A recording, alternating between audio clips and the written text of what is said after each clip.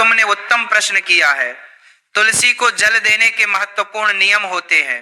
उन नियमों का पालन करते हुए ही तुलसी को जल देना चाहिए। यदि कोई व्यक्ति इन नियमों का पालन नहीं करता है तो उसे महापाप लगता है।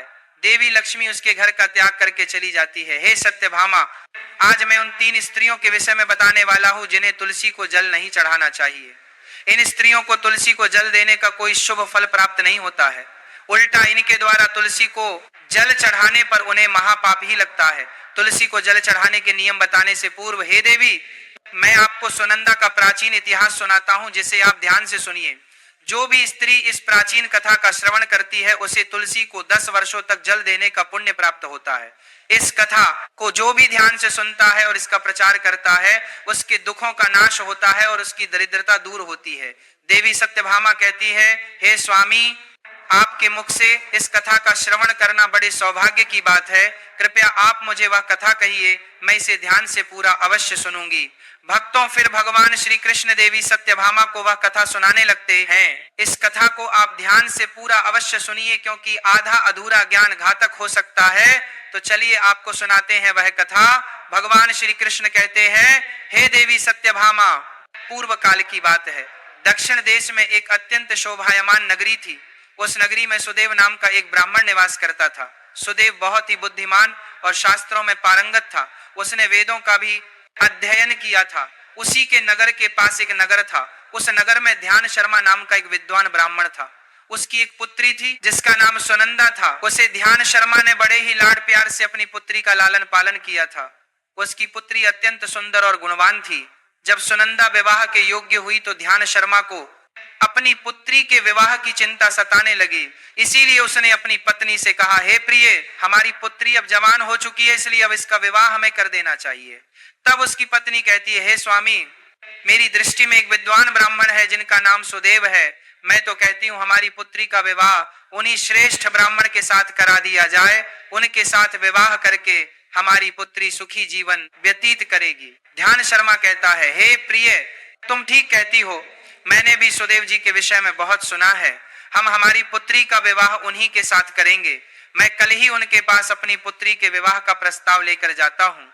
फिर ध्यान शर्मा अपनी पुत्री के विवाह का प्रस्ताव लेकर सुदेव के घर पर जाता है। सुदेव घर में अपने माता पिता की सेवा कर रहा होता है।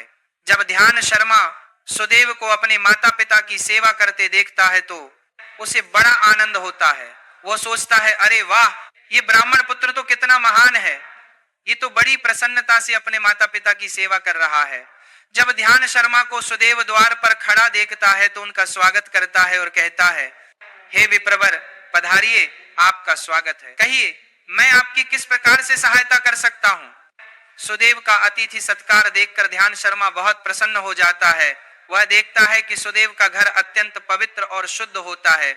उसके घर के सामने तुलसी का पौधा होता है और घर के अंदर भगवान विष्णु की प्रतिमा रखी हुई होती है।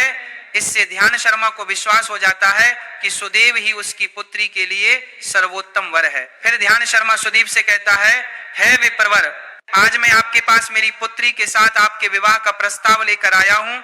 मेरी पुत्री के लिए आपके समान श्रेष्ठ वर कहीं और नहीं मिल सकता। सुदेव के माता पिता भी ये बात सुनकर प्रसन्न हो जाते हैं और सुदेव को विवाह के लिए मान लेते हैं। फिर सुदेव भी विवाह के लिए तैयार हो जाता है। विवाह का मुहूर्त तय किया जाता है और एक पवित्र स्थान पर सुदेव और सुनंदा का विवाह संपन्न किया जाता है। सुनंदा के सुंदर और मनमोहक रूप को देखकर सुदेव बहुत प्रसन्न होता है। सुनंदा अत्यंत गुणवान और चरित्रवान स्त्री थी। विवाह के बाद जब सुनंदा सुदेव के घर पर जाती है तो वह अपने पति और सास ससुर की बड़ी सेवा करती है।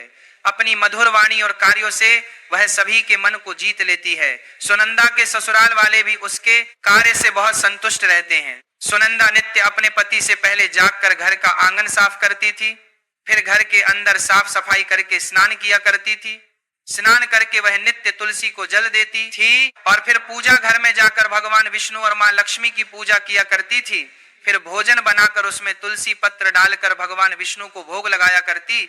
उसके बाद वह अपने पति को भोजन कराकर फिर खुद भोजन किया करती थी। रात को वह पति के चरण दबाकर उसके सो जाने के बाद सो जाया करती थी। सुनंदा के अंदर एक पतिव्रता नारी के सभी लक्षण थे और वह अपने पति को ही परमेश्वर मानकर उनकी सेवा करती थी। सुनंदा ने कभी अपने पति के अलावा अन्य पुरुष के विषय में विचार नहीं किया। वह सत्य धर्म का पालन करने वाली और धर्म कार्य करने वाली पवित्र स्त्री थी। उसने कभी कोई अशुभ कार्य नहीं किया। सुनंदा के ऐसे सात्विक और सरल स्वभाव को देखकर मां लक्ष्मी भी उस पर मेहरबान थी। मां लक्ष्मी स्वयं चलकर उसके घर में आकर निवास करने लगी, जिससे सुनंदा के जीवन में सुख समृद्धि और भी अधिक बढ़ गई। भगवान श्री कृष्ण कहते हैं, हे देवी सत्यभामा, देवी लक्ष्मी उन्हीं स्त्रियों पर अपनी कृपा दृष्टि बनाए रखती है जो पतिव्रता होती है और जो सत्य धर्म का पालन करती है। सुनंदा के अंदर वे सभी लक्षण थे जो एक श्रेष्ठ पतिव्रता नारी के अंदर होने चाहिए। लेकिन आगे मैं तुम्हें बताऊंगा कि सुनंदा की एक भूल के कारण देवी लक्ष्मी उसके घर को त्याग कर कैसे चली।